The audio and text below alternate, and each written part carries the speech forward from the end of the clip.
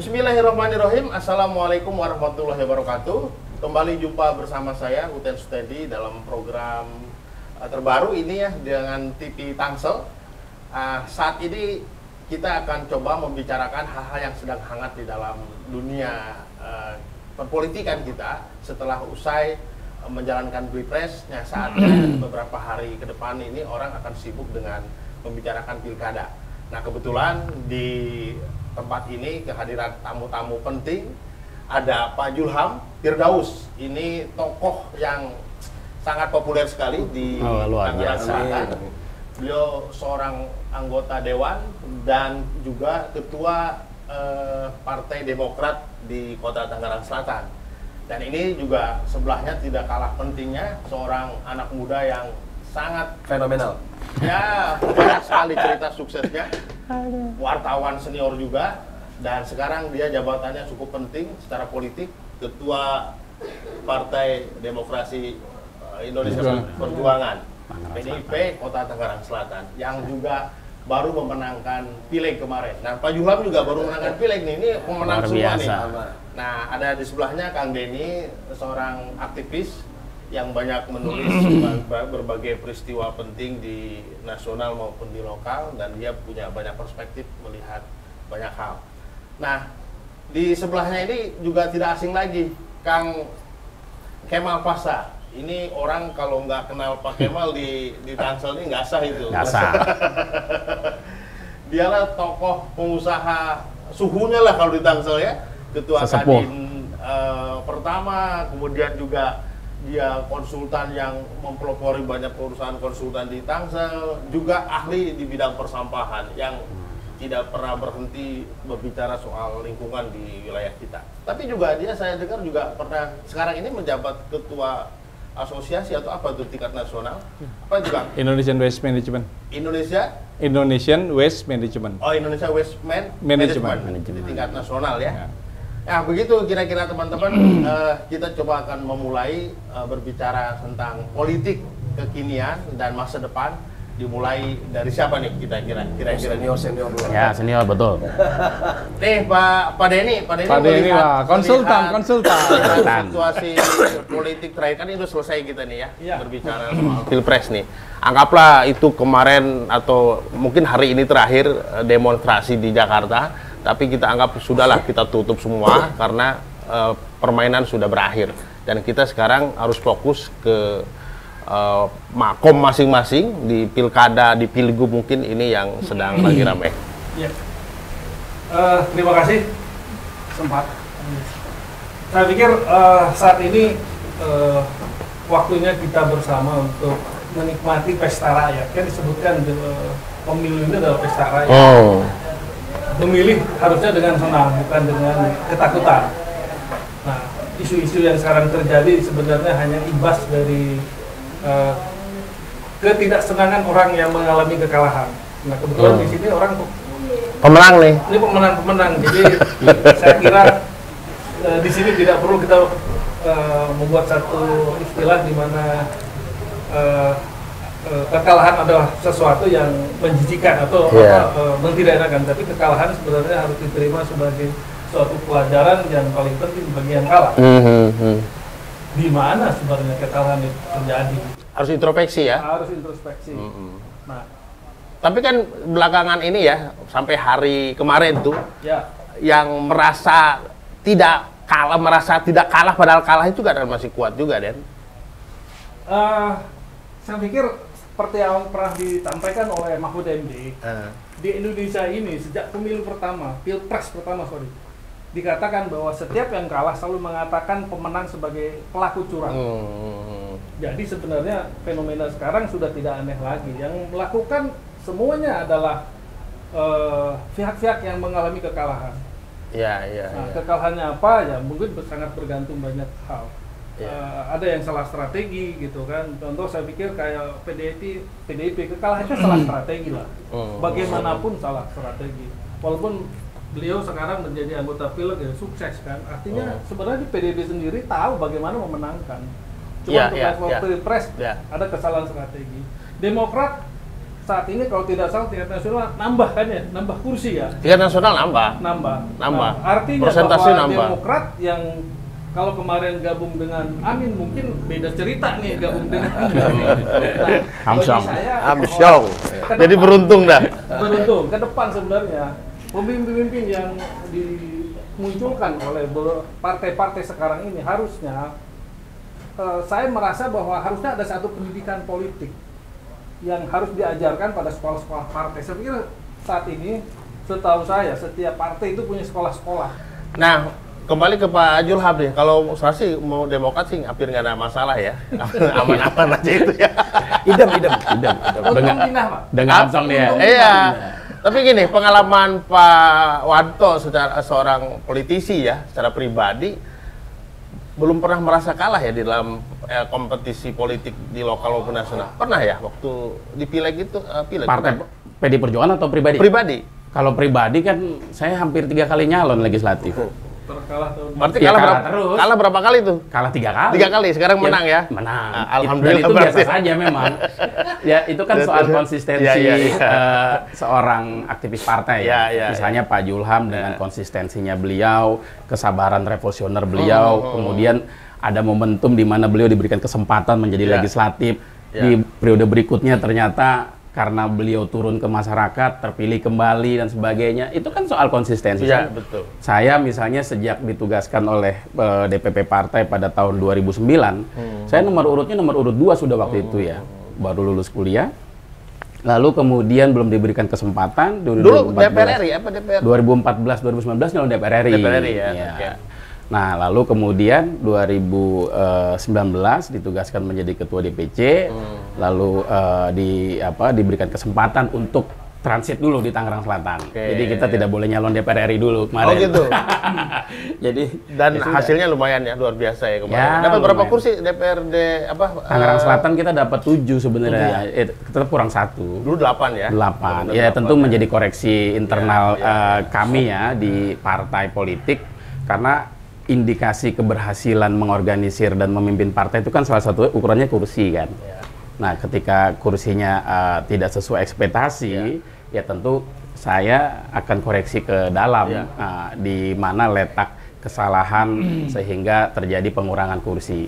Ya, ini kembali ke Pak Julham. Kalau tadi kan soal nasional kan pembuka aja lah. Ya. Sebetulnya kan kita fokusnya nanti ke lokal kita.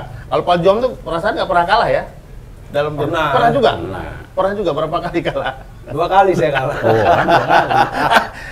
Artinya memang tidak mudah Ya, 2000 menjadi pemenang itu ya. Sangat nggak mudah. Ya. Tadi disampaikan oleh ketua kita Bang Wanto ya, ini tentang uji mental seorang politisi, seorang aktivis partai. Artinya kami, ya saya tadi sama Bang Wanto mungkin sama cara pandang secara nasional ya. Ya, kita ada di kontestasi politik Pilpres kemarin, Demokrat juga pindah kubu ke 02 ya. Diuntungkan ya.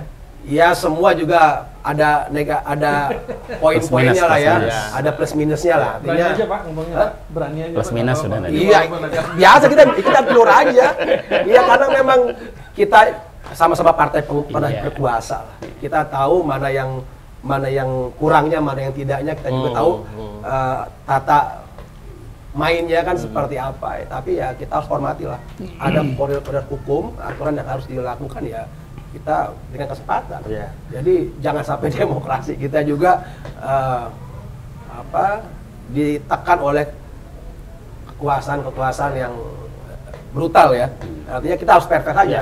Ya Demokrat juga benar-benar menjaga marwah demokrasi. Karena kita juga pernah memimpin secara nasional 10 tahun, tentunya Paham. semua juga bisa melihat kan Pak SBY memimpin seperti apa, PDIP kemarin berkuasa seperti apa, kita tinggal ngelihat aja kan, mana poin plusnya, poin minusnya kan. Tapi tetap kita harus menjaga demokrasi, kita juga harus jalan konstitusi dengan punya etika ya. Jadi sebelum ke Pak Kemal nih, saya mau fokus ke 2 anak muda yang luar biasa ini ya. Ternyata Pak Wanto dengan Pak Julham ini, sebelum dia menjadi pemenang hari ini, juga pernah mengalami kekalahan. Ya. Jadi artinya kemenangan itu tidak begitu saja datangnya dan tidak mudah. Proses. Ngomong-ngomong kemarin habis berapa tuh? Ya, secara silaturahmi RHS biasa lah. Enggak ada yang dirahasiakan lah. So, kita bertemu, bersilaturahmi, ya kan kita konsultasi itu perlu biaya. Apa yang harus kita Perjuangan butuh biaya. Butuh biaya. Ya. Nggak mungkin Kalau nggak- ada yang lebih dari itu, ada yang terlalu over dari itu, ya itu yang harus disoroti gitu loh. Overnya kemana nih masuknya? Kalau masuk ke parut masyarakat mah, kopi masyarakat biasa-biasa. Pernah ada sesuatu gini, kemarin kita diskusi dengan Pak Denny ya mengenai adanya teman-teman yang punya potensi dan punya idealisme tinggi, kadang-kadang memang bukan kadang-kadang, kebanyakan berbenturan di bawah itu.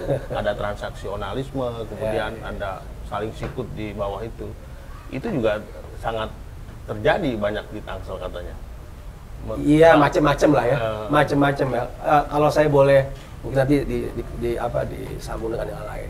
2024 ini politik fenomenal ini, ya. Ini benar-benar harus jadi evaluasi kita semua partai politik ya. Bagaimana pembinaan edukasi politik ini ya, kerja-kerja politik ke depan, Bang Wato nanti kita perlu kuatkan bahwa pileg ini adalah kebutuhan masyarakat loh. Ini tiket dan ini tolnya rakyat loh. Anggota dewan yang aspirasinya langsung kita serap, kita perjuangkan. Beda dengan memilih wali kota. Jadi dia ikutin regulasi, ada tatanan undang-undang yang harus ditaati oleh wali kota. Tapi kalau dewan langsung ada reses, ada aspirasi. Artinya ini alat langsung rakyat yang harusnya dijaga secara suci ya. Jangan dikotori dengan transaksi, dengan nilai berapa nilai ini kan bahaya juga. Akhirnya kita ini yang punya idealis, secara lokal, secara masyarakat gitu. Ya kita juga harus menyelamatkan tujuan kita ke depan. Boleh saya tanya nih berdua nih, Oh Pak? boleh. Iya. Iya. Asik-asiknya jangan bebas aja. Moderator nambah. Berhubungan dengan tema kita nih hari ini, bahwa kita ingin mencari pemimpin yang baik, gitu kan? Mungkin ini salah satu, bukan mungkin, kita sudah menjadi pemimpin dari masing-masing cabang ya di Kota Tangerang Selatan. Sebenarnya mau kemana sih gitu dengan politik ini? Nah kemudian yang kedua adalah apakah anda pernah sekolah di sekolah partainya gitu? Nah kira-kira manfaatnya apa untuk membina kematangan pemimpin? Bukan, sebelum dijawab, kemarin tuh ada diskusi begini Kang Wanto. Nah, jadi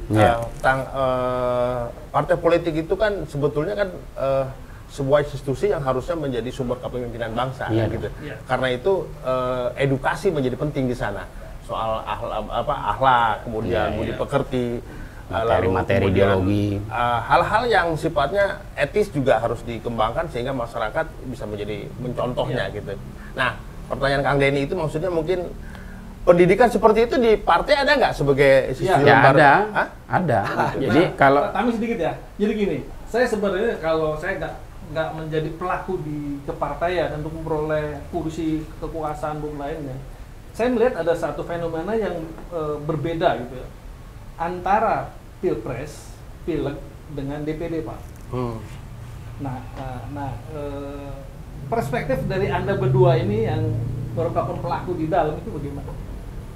Ada satu fenomena yang berbeda. Mungkin itu dirasakan oleh, untungnya ini dua kontroversi nih Pak. Yang satu pilpres presidennya jadi, yang satu enggak gitu. Ini unik nih. Versi apa? Ini pilpresnya presidennya nggak jadi, beliau jadi. Oke. Nah, jadi perspektifnya di antara dua ini bagaimana nih dari dua hal tadi? Silakan Pak. Ya, partai politik itu kan instrumen demokrasi yang disahkan oleh negara ya. Dan partai itu kan berasal dari kata partner, bagian. Partai ya. Jadi mengorganisir masyarakat dalam satu kekuatan politik untuk menyambungkan aspirasi. Aspirasi masyarakat itu kan tidak bisa didesain oleh satu kekuatan politik saja. Dia bisa beda-beda aspirasi masyarakat. Makanya ada banyak partai politik. Salah satunya PDI Perjuangan, Partai Demokrat. Tapi mengorganisir kekuatan politik sehat atau tidak itu kan beda lagi nanti. Gitu. Nah, PDI Perjuangan salah satu partai yang sistem organisasinya cukup sehat. Mengapa saya katakan cukup sehat? Ya sederhana. ukurannya adalah memenangkan pemilu legislatif kita setelah reformasi sudah hampir 4 kali. Tahun 99, 2014, 2019, 2024 legislatif ya nasional. Bahwa kemudian PD Perjuangan memahami politik sebagai apa, ya tentu kita memahami substansinya apa. Karena pemilu itu kan tidak kita hanya sekedar asumsikan seremoni mengganti kekuasaan baik eksekutif atau legislatif. Tetapi kontestasi demokrasi itu harus dipahami substansinya, mampu nggak menghadirkan misalnya legislatif yang duduk itu menerjemahkan keberpihakannya pada rakyat. Ya. Pak Julham tadi contoh misalnya telah menyampaikan bahwa harusnya rakyat memanfaatkan kontestasi demokrasi dalam hal ini misalnya pileg. Karena ketika menjagokan caleg yang mampu menerjemahkan keberpihakannya, maka aspirasi konstituennya kan bakal diperjuangkan oleh para legislatif di tingkat DPRD. Artinya memang ada secara kelembagaan tanggung jawab di partai untuk jadi ada contoh gini misalnya kader-kader berkualitas. Di PD Perjuangan itu kita ada sekolah kaderisasi, mulai tingkat PKP, pendidikan kader pratama untuk pemula, pendidikan kader madya untuk menengah, lalu pendidikan kader utama untuk nasional. Nah, untuk kader-kader yang mau maju sebagai legislatif, sebagai eksekutif, harus melalui syaratnya salah satunya harus sekolah dulu. Ya. Walaupun misalnya 2020 pilkada yang lalu Pak Muhammad mantan sekda nyalon wali kota melalui PD Perjuangan, PDI kan? Tetapi prosesnya kan dia lalui sekolah partai dulu, sekolah partai dulu dan sebagainya. Tetapi memang di tengah liberalisasi demokrasi saat ini ternyata saham sosial itu tidak cukup. Oke, selain soal caleg ya, betul. Kalau soal menentukan siapa calon wali kota, calon bupati, ada kewenangan nggak di tingkat level paling bawah? Seperti kalau DPC partai, kita ditugaskan untuk membangun komunikasi. Oke. Misalnya sekarang ini ya saya diberikan kesempatan oleh DPP partai sebagai ketua organisasi membangun komunikasi terhadap seluruh seluruh partai politik yang ada di Tangerang Selatan, kemudian tokoh-tokoh termasuk kader internal. Oke. Nah, itulah kira-kira. Di Demokrat sama ya. Sebenarnya kalau kita lihat dari badan organisasi partai politik, ya tentunya nggak ada yang terlalu berbeda ya. Iya. Semua juga tujuannya baik, semua juga tujuan dengan kesejahteraan masyarakat, macam-macam lah. Masih partai positif lain-lain. Tinggal menerjemahkannya tadi. Tadi Bang Anto bilang ada sekolah-sekolah, ada kelas-kelas di PDIP, sama di Demokrat juga. Kita ada bimbingan teknis, ada kelas dan lain-lain. Sama dengan yang tadi Bang Anto sampaikan, untuk melakukan verifikasi dan validasi tentang pilkada, kami juga ada edukasinya lah ya. Diberikan kewenangan oleh DPP untuk berkomunikasi tadi. Tentunya kami lakukan dengan tahapan-tahapan secara ADART, ada rapat pleno pimpinan di situ, yang mana secara kriteria ya, secara postur-postur dan syarat-syaratnya juga harus benar-benar pas. Yang lebih penting ya bagaimana isu Tangsel ini tentang kemajuannya, tentang perubahannya. Nah, ini yang perlu kita. Nah, nanti kita akan bicara ke sana, bagaimana persiapan kawan-kawan berdua ini dari partai politik menyiapkan diri menjadi wali kota atau pil kota ya. Nah, kembali ke Pak Kemal sebagai seorang tokoh yang pernah juga menyalonkan wali kota di Tangsel nih. Dulu nggak tahu sebagai partai apa saya, tiba-tiba muncul di calon wali kota dulu itu. Tapi terakhir ya munculnya ya. Coba Pak Kemal gimana ceritanya waktu itu dan melihat perilaku para politisi di partai politik ini sebagai orang luar partai ya, itu gimana? Boleh saya temu sedikit ya? Sebentar, Pak Kemal dulu Pak. Maksud gini, nggak tambahin pertanyaan itu. Motivasinya apa Pak? Sekalian nambah itu aja. Ya, jadi saya backgroundnya adalah arsitek. Kemudian saya banyak juga mempelajari tata kota, perencanaan kota dan sebagainya. Dan terakhir saya juga sebagai aktivis lingkungan, kebetulan juga punya perusahaan yang bergerak di bidang lingkungan, nah, yaitu bidang persampahan. Nah disitulah saya resah, kok gini sih? Dan saya punya keyakinan bahwa ini baru beres apabila pimpinan tertinggi wilayah itu bisa mengendalikan ini. Kalau bahasa Jawanya itu sing kuoso ora iso, sing iso ora kuoso. Nah, itu seperti itu. Jadi gimana kita bisa memadukan antara kekuasaan dengan kemampuan gitu. Karena kalau ini sepotong-sepotong, maka nggak akan ketemu. Nah, kita tahu bahwa kalau saya telusuri banyak di tempat, tidak hanya Tangsel saja, selalu mengatakan bahwa anggaran tidak cukup. Anggaran untuk mengolah sampah nggak cukup. Tapi silpa selalu ada ya. Makanya ini kan sesuatu yang patut kita pertanyakan kan gitu. Iya. Nah, di sini kan disebut memerlukan satu political will yang kuat. Bahwa saya ingin menyelesaikan. Nah, minimal setidak-tidaknya ada satu landasan, ini sebagai legacy saya misalnya gitu, bahwa sampah di satu wilayah bisa beres pada saat era saya. Nah, itu menjadi satu legasinya dia. Bentuknya apa nanti terserah. Kalau bahasanya Padang shopping, mau kucing hitam, kucing putih, yang paling penting shopping ya. bisa nangkap tikus gitu. Mau teknologinya apapun, kita tuh sudah ada semua. Nah, cuma yang nggak punya itu adalah masalah political will-nya. Ya. Tadi yang saya ceritakan tadi ngobrol sepintas, political will-nya itu yang masih rendah. Bentar, yang sekarang memang rendah sekali political will untuk perubahan dan perkembangan Tangsel. Saya nggak ngelihat dari sisi situnya, karena ini harus dilihat secara komplementer, secara keseluruhan, tidak hanya sekedar uangnya saja, tapi juga karena kan uang itu baru diimplementasikannya gimana? Apakah ini untuk ada uang tapi beli alatnya yang asal beli misalnya gitu? Ya nggak jadi juga. Gitu loh. Sehingga sampah Cipuitang tuh sepanjang masa nggak pernah beres-beres. Nah, itu kan kita balik lagi pemahaman dasarnya itu mau gimana dulu ini? Iya. By design-nya seperti apa gitu loh. Karena ketika kondisi-kondisi ini kemudian mengalami keputusasaan berhenti dalam pemikiran, ya lah serahlah.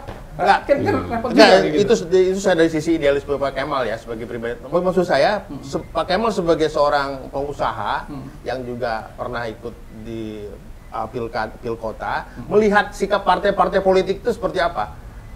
Dalam konteks apa? Dalam konteks pilkada kemarin ya, pilkota ya. Sarannya atau apa? Iya. Arahnya. Ya pastinya ini sudah akan tersegmen-segmen ya. Dari arah kebijakannya lah kayak gitu ya.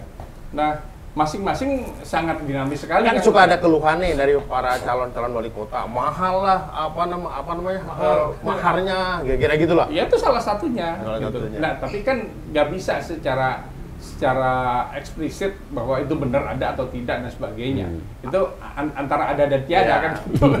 Atau misalnya di daerah nggak bisa nentuin, pusat nentuinnya kayak kira gitu. Akhirnya memang DPP, tokoh-tokoh Demokrat juga pasti pusat. Iya, artinya tokoh-tokoh lokal yang punya quality akhirnya juga tidak leluasa bergerak karena ditentukan oleh pusat gitu. Ya memang fenomenanya seperti itu gitu loh. Ya, satu hal yang tidak bisa kita pungkiri. Jadi beda dengan misalkan Obama di Amerika ya, dengan berdasarkan atau bermodalkan investasi sosialnya dia bisa maju jadi senator, bisa jadi presiden dan sebagainya. Karena itu memang ranahnya atau wilayahnya, iklimnya mendukung untuk itu gitu loh. Nah, adapun di kita sekarang sebagai contoh aja, mungkin nanti nyalon nyalon. Dalam survei kemarin ya, sifat ketertarikan orang dalam bidang apa sih sehingga orang suka? Nah, kalau kita bicara isu kebersihan, dari 10 parameter kebersihan itu nomor 8 kan? Iya. Ketersukaannya gitu loh. Jadi kalau misalkan kita ngomongin masalah sampah kebersihan nggak laku gitu. Nomor sekian. Nomor 1 sembako Pak. Sembako dulu ya. Nah kalau misalkan kaitan dengan BLT, dengan tenaga kerja, kesejahteraan, sekolah, itu nomor 1, 2, 3, 4. Ngomong-ngomong, Kemal besok mau ikut lagi nggak? Enggak. Enggak. Kenapa? Kemarin ngomong saya mau ikut. Ini kompor. Pak Julham, yang kemarin sudah banyak ngomong di media nih, saya siap jadi calon wali kota. Pak Julham kan? Ini sekedar pengamatan nih untuk Kang Wanto. Oke. Untuk khususnya Banten ya. Nah, di mana PDIP kan juara terus nih. Tapi saya ngelihat kok rasanya, mudah-mudahan koreksi kalau salah, kader internal dari PDIP kok belum muncul Di Banten. di Banten untuk pimpinan daerah ya. Karena buat saya begini, seorang pemimpin daerah itu ekivalen dengan jumlah powernya gitu ya. Nah ini yang saya bilang tadi, sumber kepemimpinannya di lokal tuh belum. Oh iya, Karena ada Pak Rano, ada Pak Ade. Banyak dia. Banyak. Artinya ini pengamatan saya kalau salah mohon maaf. Iya, Jadi, ini kekuatan PDIP sebagai pemimpin yang unggul di Nasional. kabupaten, kita bicara Banten lagi. Ya. Saya rasa harusnya Muncul dari harus dalam. lebih kuat lagi lah. Iya. Oke, Pak Julham, jadi nih serius nih. Kemarin ngomong mau jadi ikut calon wali kota. Apa yang mau dirubah? Nggak perlu dirubah lah. Pertama saya bilang sama Bapak sebelumnya. Saya ini putra asli Tangerang Selatan. Mantap. Jadi punya rasa memiliki, saya punya rasa Putra tanggung daerah. jawab, punya rasa cinta terhadap Tangsel lebih dari teman-teman semua sebenarnya. Ya. Malu saya di situ. Ya, Bang Kemal, ya, Bang apa? Denny. Bang Denny, Bang Wanto. Cinta Tangsel itu luar biasa. Perhatian sama Tangsel sangat luar biasa. Apalagi saya yang lahir dari rahim Tangerang Selatan, dari engkong cicit nyunjuk saya. Iya. Malu kami, ya kan? Kita orang Tangsel hari ini yang mempunyai saham. Ya. Kenapa kita tidak mau melakukan gerakan-gerakan perubahan? Betul. Sorry, harus taruh dulu Tangsel ini antara air dan minyak. Oke. Harus dipisahkan dulu. Ya tadi Kang Kemal sampaikan bahwa ya hanya legasi. Saya setuju. Sekarang saya mau tanya, 15 tahun Tangsel berdiri nih, ya menjalani pemerintahan ini. Legasinya apa?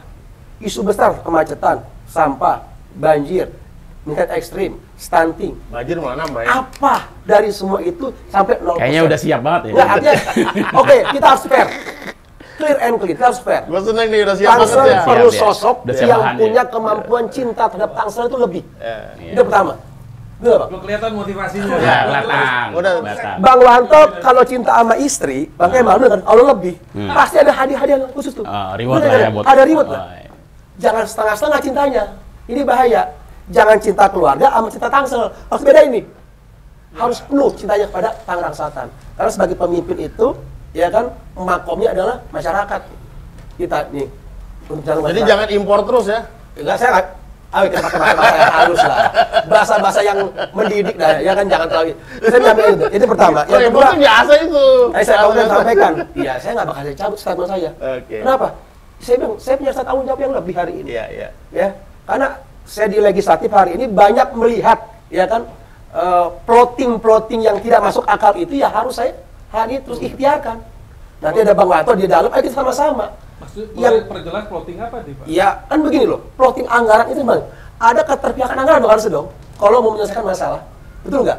Ada di situ ada prioritas, ada standar presentasi undang-undang juga seperti kesehatan dan pendidikan, ya kan?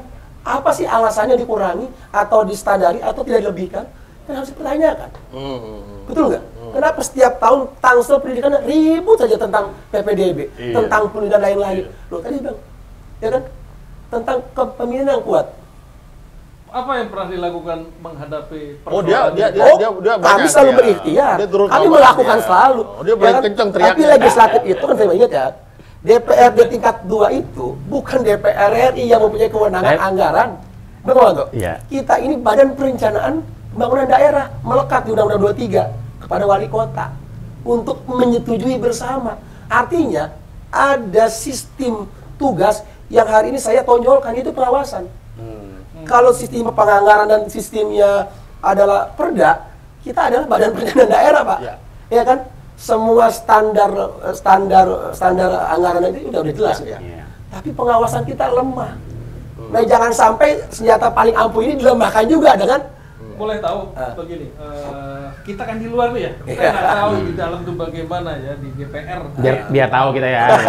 Ini kebetulan itu Wanto belum pernah. oh, tapi udah tahu semua kalau ini. Karena pimpinan dia. Nah, yang saya pengen tahu gini, sebenarnya dalam sistem membuat kebijakan daerah, DPRD itu ada di mana?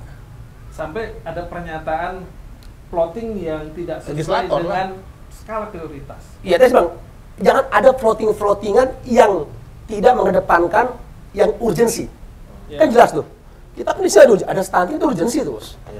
Banyak wilayah-wilayah kita, contoh karena lain-lain yang perlu penanganan khusus tentang masalah gizi buruk. Ya kan? Kita juga di sini mengalami banyak musim tahunan yang sekolah tidak pernah beres-beres. Ya. Artinya ada alokasi anggaran yang harus difokusin dong. Ya. Ya kan, jangan hal-hal yang maaf ya, yang cuma seremonial gitu loh, yang cuman Jadi ke depan asal pilpres itu ya. loh iya dong harus jelas, Saya dukung, Pak. harus itu. Itu- Apa itu- ditambah ini selesai tay barang. Itu kan masalah-masalah yang klasik yang sering kita Iya, bicarakan iya. ya. Nah, Pak Wanto nih, ini Pak Wanto ini kan belum pernah di DPRD Tangsel iya, ya. iya. Tapi saya perhatikan, saya amati dia itu diam tapi sebetulnya dia punya strategi yang Pelangnya paling terbuka. gede dulu, Pak. Pelangnya Besok paling gede. besok mau ikut pilkota atau mau ngambil dari luar lagi nih Enggak. DPRD Jadi PDIP. Kemarin kan dari luar loh. Kalau mau ngusung saya pun nggak apa-apa. Entar dulu. Jadi tugas yang turun hari ini dari DPP kepada DPC partai agar membangun komunikasi kepada internal dan eksternal. Itu kan sederhana ya, Pak, standar ya. Menuju kontestasi pilkada dalam waktu dekat, peran partai ya salah satunya kan mencari calon leadership yang memang menguasai masalah di kota. Secara pribadi Pak Wanto ada berminat mau ikut? Saya cari pribadi belum ya? ada minat. Jadi masih menjaring ya? Iya, masih komunikasi dulu, menjaring Oke, belum. belum menjaring ya. Tapi yang pasti sebagai ketua DPC partai tentu PD Perjuangan punya komitmen agar leadership ke depan itu betul-betul punya semangat untuk lebih membangun daerah yang progresif, yang maju dan sebagainya. Tapi Karena gini Pak Uten, indikator daerah sukses itu salah satunya adalah kecepatan dalam melakukan pelayanan publik. Ya.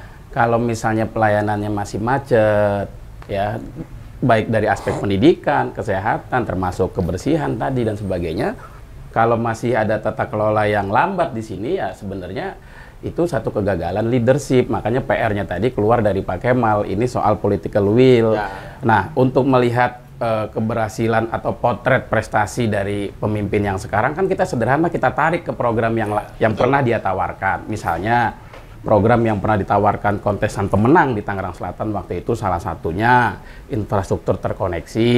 Sampai sekarang bagaimana? Ya. Kota Lestari, Ya. sampai sekarang bagaimana?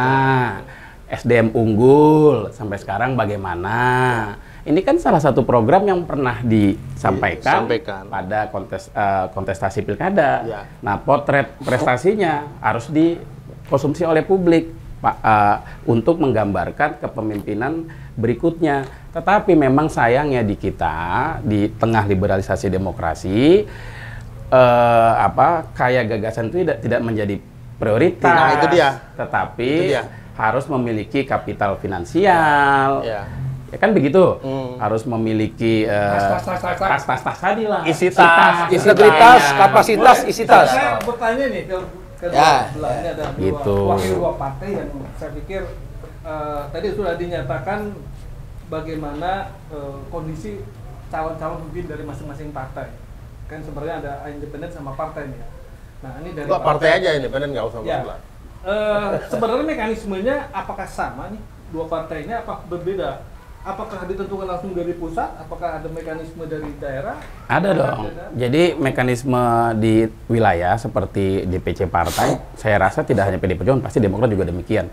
Kita kan pasti nanti ada petunjuk teknis dari DPP agar DPC membuka penjaringan terhadap seluruh tokoh-tokoh eksternal atau internal yang mau datang. Kalau itu sudah standar lah ya. Standar tiap tahun lah. begitu. Standar. Cuman tiap tahun itu cuman standar. memang salah satu nilai yang agak sedikit menjadi pertimbangan besar itu kan memang di luar kekayaan gagasan, itu kan modal elektabilitas. Gitu loh. Tapi yang penting tadi Nah, itu, itu. Pak Wanto bilang, sekarang itu problemnya itu di politik itu soal kreativitas, kapasitas, integritas itu Isi sering tas. tidak dilihat. Iya dong. Tapi yang dilihat tuh isi tas. Itu kan fenomena di liberalisasi demokrasi. Itu dia, itu yang kemudian kan harus tanggung jawab kita semua. Iya. Nah, itu yang menjadi korban misalnya dalam tanda petik korban misalnya orang-orang seperti Pak Kemal misalnya. Misalnya contoh, orang yang sudah banyak berbuat misalnya di daerahnya, tapi karena isi tasnya misalnya terbatas atau apa adanya, jadi kurang dilirik. Nah, ini mestinya kan harus menjadi tugas partai politik untuk membenahi itu kan. Lah iya makanya. Nilai-nilai utama tidak yang ditentukan oleh partai misalnya dari. Ya Pak, yang pasti kan kontestan yang diusung kan harus senafas dengan ideologi partai. Iya, pasti itu. Itu udah pasti. Lalu kemudian program visi dan misi kan pasti didiskusikan bersama dalam membangun tata kelola pemerintahan ke depan. Kan begitu. Ya. Nah, sekarang nih Pak Kemal melihat ya sebagai seorang yang sudah udah berkecimpung di Tangsel ini, udah tahu lah sebenarnya. Tadi Pak Wanto bilang juga, Pak ini bilang banyak sekali problem di Tangsel ini. Tapi mau maju lagi Pak Benyamin dan Pak Pilar itu. Dan pasangan itu tetap sama. Saya sudah dapat info itu tuh. Dia lagi. Pak Kemal gimana penilaiannya? Ya kalau secara azas formalitasnya ya nggak ada yang salah. Nggak ada yang salah. Itu sah-sah Bebas-bebas aja. Sah-sah aja gitu loh. Yeah. Nggak ya. Kan kembali lagi ketika yang ini muncul, kemudian alternatif bagaimana kan gitu pertanyaannya, gitu loh. Misalkan Bang Zulsan mau naik, tentunya setelah ini kaitannya nanti dengan partisipasi partai kan? Ya, artinya di sana variabelnya banyak gitu. Tapi yang jelas Bang Zulhan mau naik, sudah tahu lawannya siapa. Nah, kalau lawannya siapa berarti kan sparring partnernya harus bagaimana. Tapi kan dia nunggu DPP-nya juga. Kan lagi koalisi. Lagi mau bikin Barnas, Barisan Nasional. Turunannya ke daerah.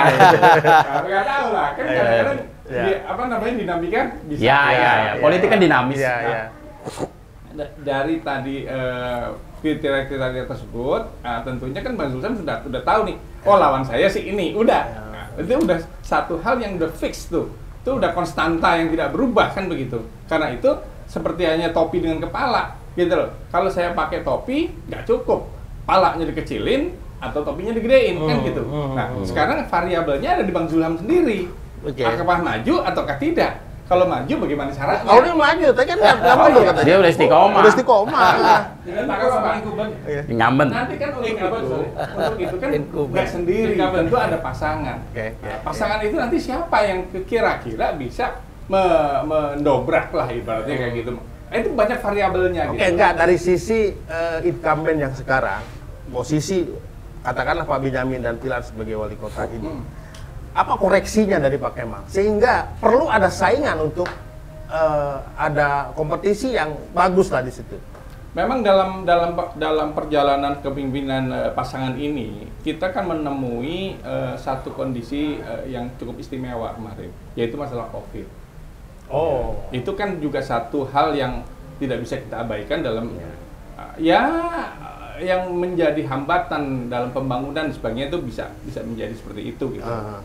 Namun harusnya ada satu kondisi yang atau strategi untuk apakah ini menjadi saya mau nyalon lagi karena dulu belum terpenuhi, saya mau nyalon karena itu harus saya penuhi dalam ada program yang lebih keberlanjutan. Iya, betul. Ya ini dalam konteks itu. Nah, atau ada apa namanya bukan reward ya, apa namanya tuh ada peninggalan yang menjadi modal gitu ya.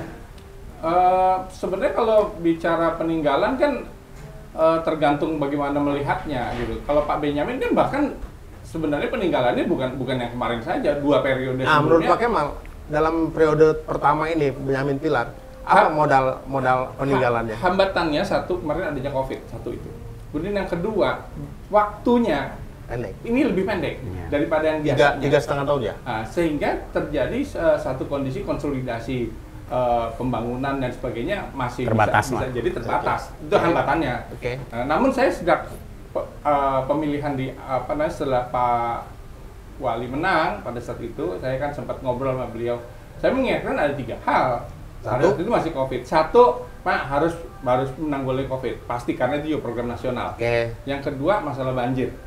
Yang ketiga masalah sampah. Itu important and urgent. Oke, yang 2 itu sudah tertangani baik belum? Yang ini Sampah sama banjir? belum. Belum ya? Belum. Kita nyatain aja. Ya. Dan itu menjadi masalah bukan Tangsel aja, masalah nasional memang. Tadi yang saya ceritakan ke Bang Zulam tadi. Tapi seharusnya kan Tangsel kalau lihat kontur tanah dengan sungai yang banyak dan danau yang banyak itu kan seharusnya kalau terkoneksi kata Iya, Pak. iya. Saya jamin ya, sebenarnya nggak susah banget sih, nggak ribet-ribet. Ini datang Oke, oke, terus. Calon nih semua. Kalau kita Gini kasih loh, kesempatan dulu. saya setuju tadi dengan Bang Kemal dengan ya politik uang itu harus udah nggak ada lagi, Bos. enggak ada. Kita harus pisahkan diri kita, minyak ini sama air. Berdiri di atas kepentingan bersama dan semuanya. Leadernya yang kurang kreatif. Loh, karena begini, kalau bicara masalah banyak anggaran, tekanan gitu maksudnya. kalau bicara kesejahteraan, penurunan stunting, pendidikan jadi baik atau sangat mampu Tangsel mengatasinya. Atau kurang kreatif maksudnya? Enggak begitu juga. Enggak. Potensinya berarti kan. Enggak, lepas tekanan, lepas lari dengan beban. Nah, sebentar, beban dari siapa? Dan Nanti bisa dilihat dari pandangan masing-masing ya. Enggak, Artinya harus begini, ngomong aja jelas. kita punya banyak dukungan investor, kita sudah punya banyak uang APBD, kita banyak dukungan sosial dan lain-lain. Terus kalau kita punya menu belanja cuma 50 menu, uangnya cukup 100 menu, apa yang membuat kita hari ini gagal menekan poin-poin di menu itu? Oke. Kan bingung ya, Bang? Paham nggak maksudnya, Bang? Penyebaran anggarannya Loh, harus iya. merata. Abang, bini ngelapor nih. Ini lo ada 20 menu gue belanja, pendapatan lo 50 juta, Bang Julham.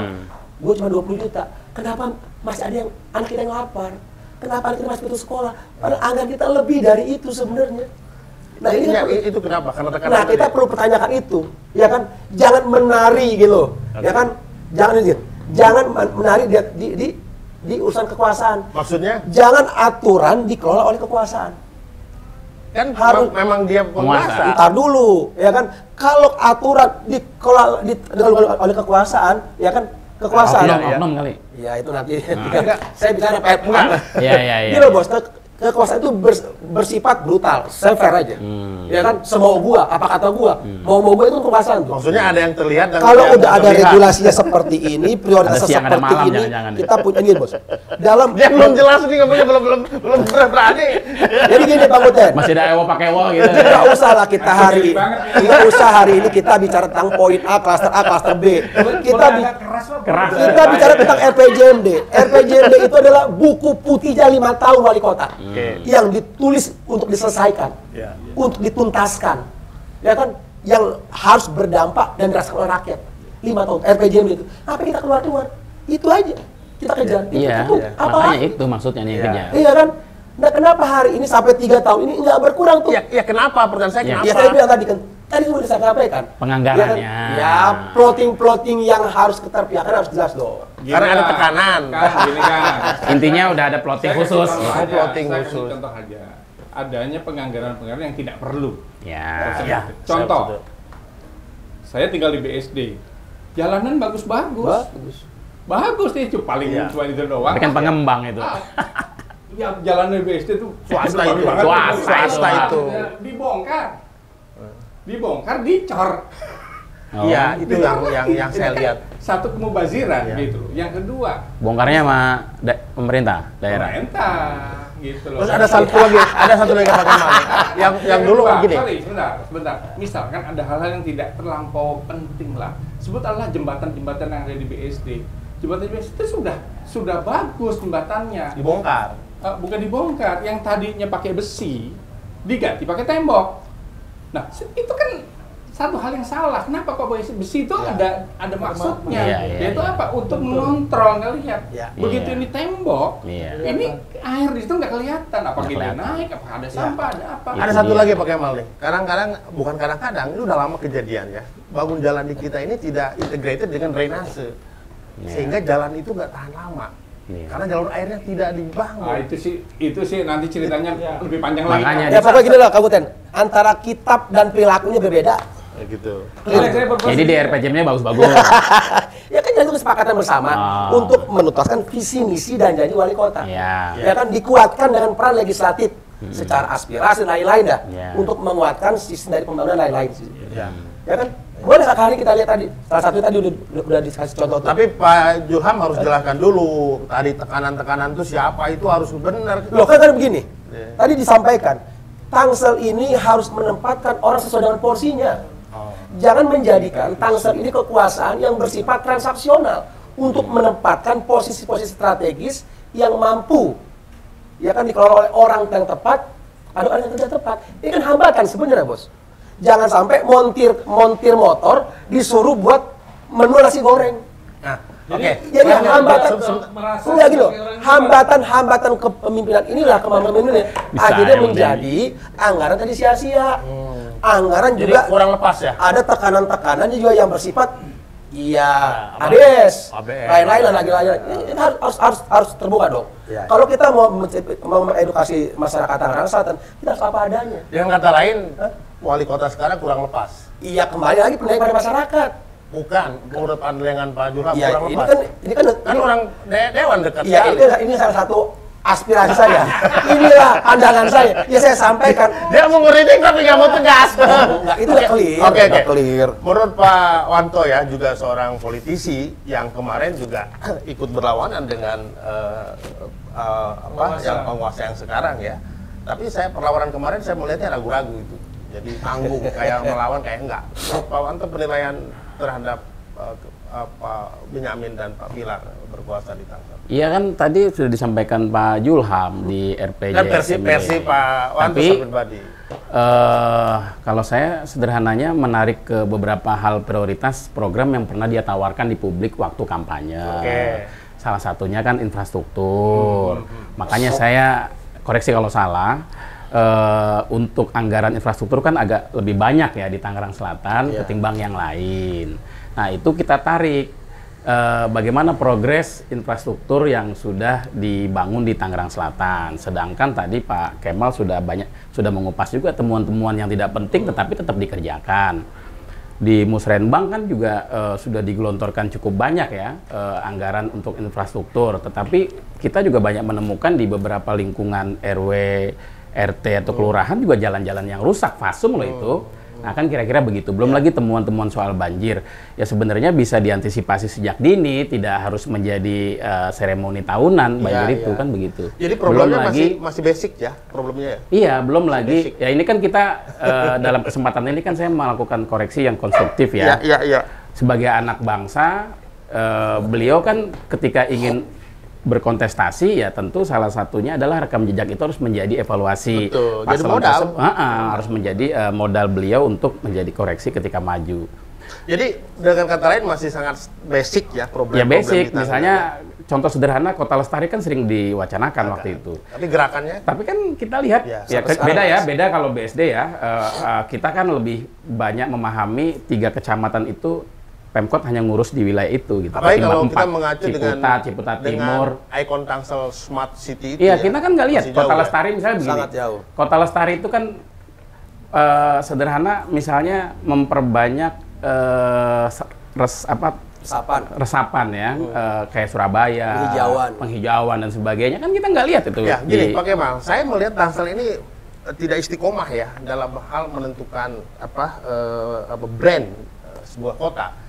Pernah menjadi kota smart city, lalu kota apalagi anggrek pindah ke anggur, ikon hampir nggak ada gitu loh. Nah kita kan paling sering itu dulu ya bicara soal itu. Bagaimana mau pakai mas sampai sekarang kok masih begini aja gitu? Gini, brandingnya nggak terbentuk gitu. Namanya kota itu jenisnya banyak.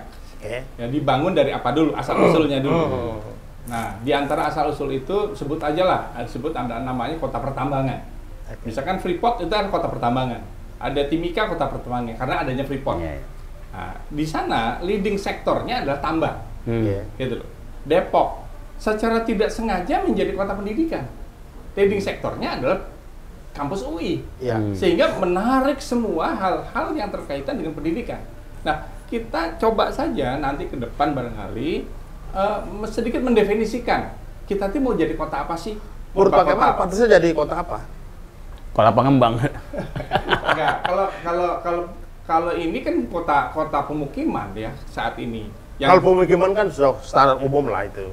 Di mana banyak kota yang begitu. Urban juga cukup banyak. Pak. Iya. Ya, jadi artinya gini, kita tentukan dulu kita mau leading sektornya apa. Kalau kita menjadi kota perdagangan, sebut aja kota perdagangan, maka kita harus membuat infrastruktur yang mendukung perdagangan. Iya. Itu yang membuat belum pendidikan ada. yang mendukung perdagangan. Ya. Mendukung misalkan apa, kita mau perdagangan, mau datengin investor, mau orang mau datang kuliner segala macam. Tapi kok di sini suasananya tadi nggak lestari misalnya kayak gitu. Iya. Kan investor yang mau datang nggak jadi kan gitu. Nah, mungkin kalau Las Vegas mungkin kota judi barangkali. Jadi intinya masalahnya masih sangat basic ya. Jangankan kita berpikir Iya. soal kreatif ya.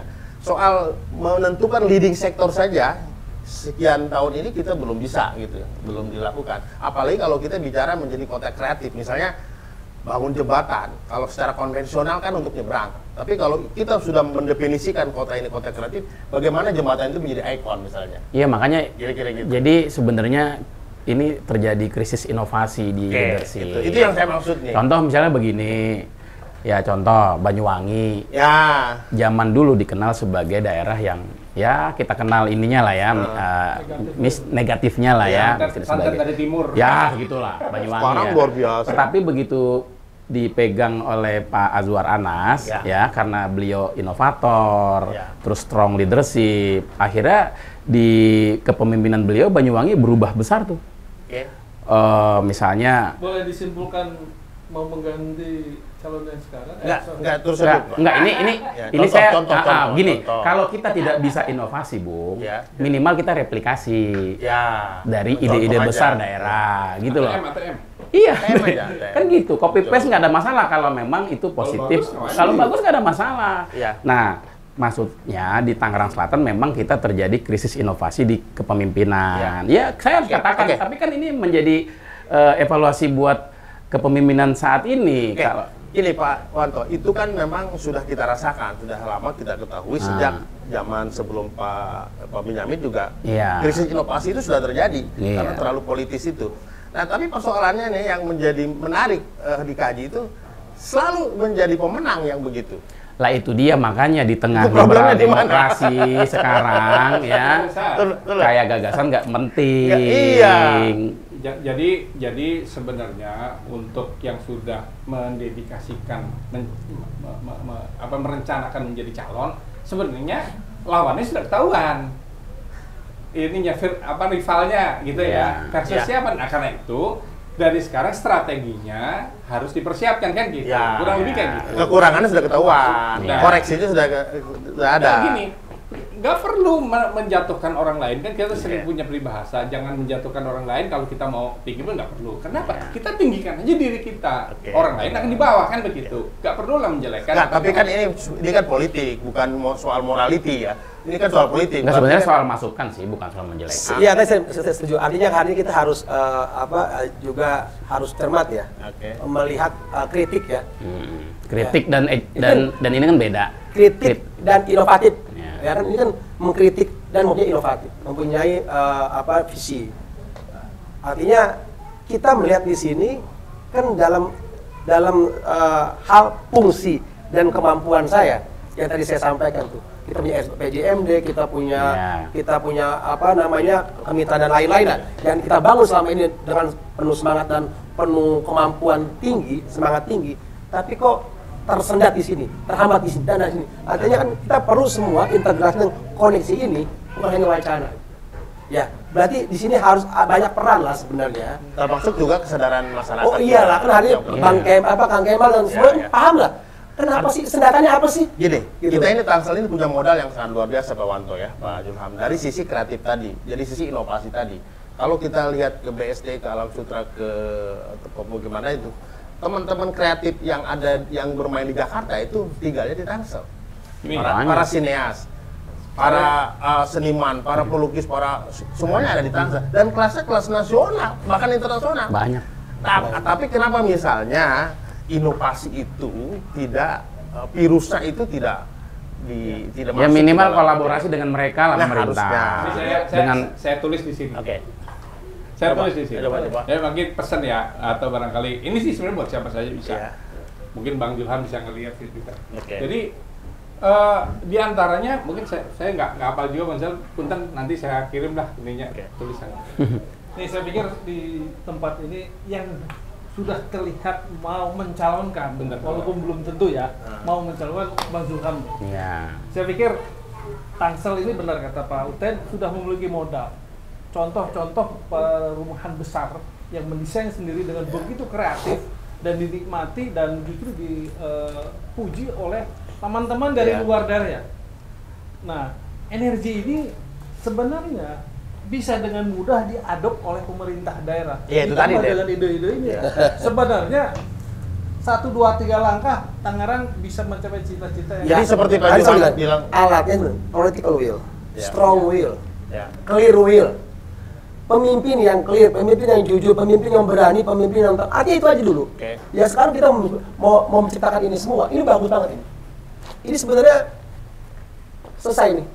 Kalau di tangan orang yang tadi semua lepas larinya daripada punya beban, kan clear, ya kan? Ya, kita kan pengen enter hari ini. Kita sudah Jadi ada beban besar kayaknya nih. Oke, sudah mendekati ke Ya, Pak Uten ini ya. kan apa? Dia mau bilang ada beban besar Ini di balik isu. itu. Itu dia, itu yang dia tidak sampaikan dari tadi. Jadi semacam ada apa? Beril yang menghambat. Loh, setiap tahun itu dirasakan oleh rakyat loh, sekolah, teman. PPDB. Ya, itulah efek daripada masalah yang nggak terlihat loh, PPDB itu. Benar nggak kira-kira? Pak Kemal. PPDB itu adalah suatu masalah yang efek dari yang tidak terlihat loh. Tapi ditemukan terus tiap bulan Juli. Tiap bulan Juli. Yang kedua, masalah banjir. Lu punya petanya, lu punya konsultannya, lu punya rancangannya, lu punya tanah. Kenapa masih banjir-banjir juga? Nah, artinya antara pelaksanaan, ya perencanaan dan pelaksanaan itu tidak Sinkron. linear. Ya kan? komprehensifnya. Nggak gini Pak Denny, saya salahkan Pak Juham juga sebagai anggota dewan. Kan beliau anggota dewan dengan yang lain, harusnya kan lebih kontrol, lebih kuat. Kita jangan Dia lagi nggak itu. bisa eksekusi. Hah? Saya bilang, Dia nggak Ya, bisa kalau nggak eksekusi. eksekusi, kalau bicara kontrol, Eksekusinya pemerintah. boleh dilihat. Ya, betul. Saya mungkin salah satu Iya. anggota Prinsipnya dewan kan harus lebih yang kuat. kontrol serius gitu. Oke. Ya, teman-teman yang lain sama juga, semua bekerja. Tapi saya salah satu orang yang serius. Artinya kita punya ketentuan, aturan di Undang-Undang 23 yang tidak bisa kita pisahkan dengan itu. Oh, Jelas tidak ya? bisa masuk Loh, langsung. iya. Dia nggak boleh masuk ke pekerjaan. Nggak bisa. Kita hanya komplain saja di situ Iya. untuk Kalau mengevaluasi pekerjaan kinerja mereka. disemprit. Kita sudah di ujung waktu ya, dan masih banyak sekali masalah-masalah Iya. yang perlu kita diskusikan. Demikianlah pemirsa TV Tangsel di mana saja berada, obrolan yang sangat menarik meskipun agak ngalor ngidul, tapi kita sudah mendapatkan poin yang penting bahwa Tangsel sebuah kota yang sangat kreatif, kota yang dinamis, penuh dengan sumber daya alam, sumber daya manusia yang sangat inovatif, tapi seharusnya juga lebih terbangun, lebih maju lagi dari hari-hari sebelumnya. Ini tergantung semua kepada leader kita, pemimpin kita. Nah, karena itu kita harapkan para partai politik dan masyarakat nanti lebih kreatif lagi, lebih banyak lagi membangun gagasan-gagasan inovatif untuk kota kita semua. Terima kasih. Assalamualaikum warahmatullahi wabarakatuh. Waalaikumsalam warahmatullahi wabarakatuh.